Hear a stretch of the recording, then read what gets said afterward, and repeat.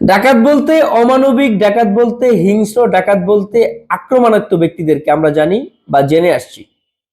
কিন্তু এই প্রথম তিনজন মানবিক ডাকাতের দেখা আমরা পেয়েছি যারা একজন কিডনি রোগীর চিকিৎসার অর্থ যোগান দিতে ডাকাতি করতে গিয়েছেন বলে আইন শৃঙ্খলা বাহিনীর কাছে জানিয়েছেন। এটা হাসির ঘটনা হলেও বা হাসির কথা হলেও আইন শৃঙ্খলা বাহিনীও গণমাধ্যমের সামনে এমনটাই জানিয়েছেন যে তাদেরকে ডাকাতরা বলেছেন তারা কিডনি রোগীর চিকিৎসার টাকার অর্থ যোগান দিতেই ডাকাতিটা করতে গিয়েছেন। গতকাল কেরানীগঞ্জের রূপালী ব্যাংকে তিনজন ডাকাত হানা করে। তারা ডাকাতির উদ্দেশ্যে ব্যাংকে প্রবেশ করে মানুষকে যারা গ্রাহক ছিলেন তাদেরকে জিম্মি করে ডাকাতি করছিলেন। এমন অবস্থায় ওই এলাকার বাসিন্দাদের সাহসিকতা এবং আইন শৃঙ্খলার বাহিনীর তৎপরতায় প্রায় 3.5 ঘন্টা শ্বাসরুদ্ধ করে একটি অভিযান হয়। অভিযানের এক পর্যায়ে আইন শৃঙ্খলা বাহিনীর কাছে আত্মসমর্পণ করে এই ডাকাতের 3 সদস্য। এই তরুণ বলা চলে, তরুণ ডাকাত যারা ছিলেন তারা 3.5 ঘন্টা পর আইন শৃঙ্খলা বাহিনীর কাছে আত্মসমর্পণ। আইন শৃঙ্খলা বাহিনীর কাছে আত্মসমর্পণ করা ছাড়া তাদের কোনো উপায়ও ছিল না, কেননা তারা অনভিজ্ঞ ডাকাত। তারা ইউটিউব, ফেসবুক, সিরিয়াল দেখে ডাকাতি করতে গিয়েছিলেন। একজন ইউটিউব, ফেসবুক দেখা ডাকাত যদি ডাকাতি করতে যায়, আত্মসমর্পণ করা ছাড়া বিকল্প নাই তো। সবচেয়ে আশ্চর্যের বিষয়, একটি ব্যাংক ডাকাতি করতে গেছে 3 জন। পরবর্তীতে তার আত্মসমর্পণ করে যখন আইন শৃঙ্খলা বাহিনী জানতে পারে যে তাদের সঙ্গে থাকা যে 4টি অস্ত্র ছিল সেটিও নকল। 3 জন ডাকাতি করতে গেছে একটা ব্যাংকে, তাও আবার নকল পিস্তল নিয়ে। এটা হাসির বিষয় না? এটা রহস্যের বিষয় না?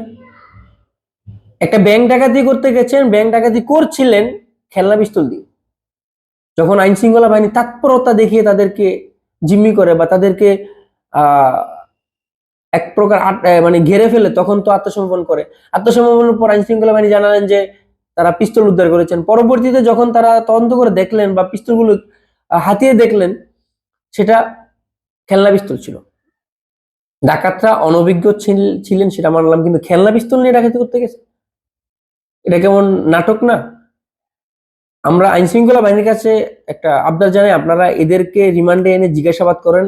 এটা একটা যেহেতু প্রি প্ল্যান বা এমন সাহসিক ডাকাত আমরা খুব কমই দেখি, মানবিক ডাকাত আমরা কম দেখি। তারা মানুষকে সাহায্য করতে ডাকাতি করতে যান, এমন ডাকাতের দেখা আমাদের মেলেনি, চেহারা আমরা দেখতে পাইনি। দুর্ভাগ্য আমাদের, হয়তো আইনি জটিলতার কারণে বা আইনের কোনো ফাঁকফোকরের কারণে তাদের চেহারা দেখানো হয়নি, বা অপ্রাপ্ত বয়স হওয়ার কারণে হয়তো তাদের চেহারাটা প্রকাশ্যে আনা হয়নি, তাদের মাস্ক পরানো অবস্থায় ব্রিফিং করা হয়েছিল।